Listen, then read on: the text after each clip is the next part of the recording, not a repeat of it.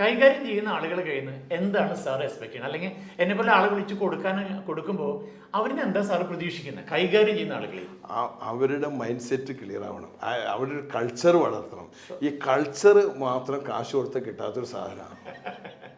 ഇത് എന്താ, ഒരു ചെടി വളരുന്ന മാതിരി അല്ലെങ്കിൽ ഒരു ഇത് വളരുന്ന മാതിരി മുളച്ച് ഇത് ഉണ്ടായി പുഷ്പം വരുന്നവരേക്ക് അല്ലെങ്കിൽ അതിൻ്റെ കായ വരുന്നവരേക്കുള്ള രീതിയിലേക്ക് തനതായിട്ട് വരേണ്ട ഒരു കാര്യമാണ്.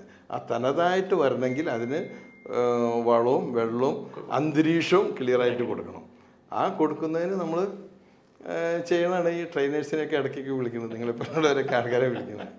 അതായത് പവിഴത്തിന് ഇത്ര കാലം കൊണ്ട് ഉണ്ടാക്കിയെടുത്തൊരു കൾച്ചർ ഉണ്ടാവും അല്ലേ? അതെ, ആ കൾച്ചറിലേക്കുള്ള ആളുകളാണ് നമ്മുടെ കൂടെ വരേണ്ടത്. അതെ. പിന്നെ ഈ കൾച്ചർ നമ്മൾക്ക് മറ്റുള്ളവർക്ക് നമുക്ക് വലിയ മെഷീൻ ആൾക്കാർക്ക് മേടിക്കാൻ പറ്റും, അല്ലെങ്കിൽ ഒരു മെഷീനോ അല്ലെങ്കിൽ ഒരു ഇതൊക്കെ സിസ്റ്റം മേടിക്കാൻ പറ്റും.